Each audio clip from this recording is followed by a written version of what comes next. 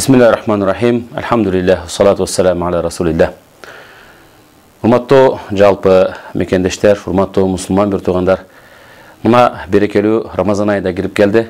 Ошол Рамазан айында 30 күн бою Кудай Тааланын гана ыраазылыгын көздөп, Алла Тааланын гана ыраазылыгы үчүн деп тутулган ушул орозолорду Кудай Таалам өзү кабыл кылган болсун.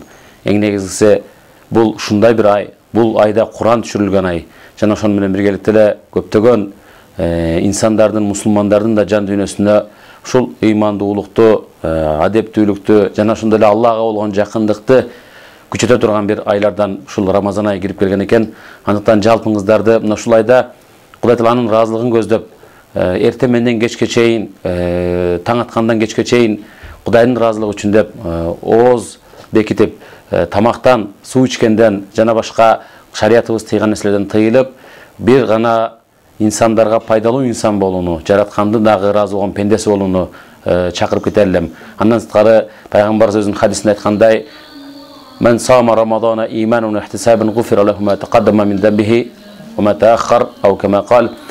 Кимде ким ушу Рамазан айын чын дилден берилип, ишенип, анын сообуна, анын кайрымын Аллахтан деп билип, ушул орозо айын кармаган болсо, туткан болсо, мына ушул Рамазан айындагы чейинки бүтүндөй бардык күнөөлөрүн Алла Таалам кечирет экен. Мына ошондон биз бул айда пайгамбарыбыз кантип өткөргөн эле? Бул айда сахабалар кандай орозону кармап өткөрүшчү эле? Бир гана эртең менен кечке чейин гана тамактан, суудан гана тыйылчу эле? Же ушак айың сөздөрдөн жаман сөз ташып, ар кандай инсандардын арасында бөлөк салган нерселерден гана дагы тыйылчу эле деген нерсени койгондо, чындыгында бул ай бизге абдан көп адеп ахлактын туу чокусуна жеткирген чоң жакшы нерселерди үйрөткөн бир ай экен. Андыктан жалпы кары жаш дебестен, кимде ким жада калса, жаштарыбыз дагы өзгөчө, мына жаш балдарыбыз дагы эгерде орозо кармаганга кудурети жеткен болсо, парыз болбосо дагы эң азынан бир аз да болсо орозо кармаганды өздөрүнүн денесинде, өздөрүнүн мындайча айтканда түзүлүшүндө даамын татууну жалпыңыздарды чакырып кетерлим. Андыктан биз бир гана мына ушул Рамазан айын гана эмес, нечендеген Рамазандарга жеткирүүнү Кудай Таалам насип кылсын дейли дагы.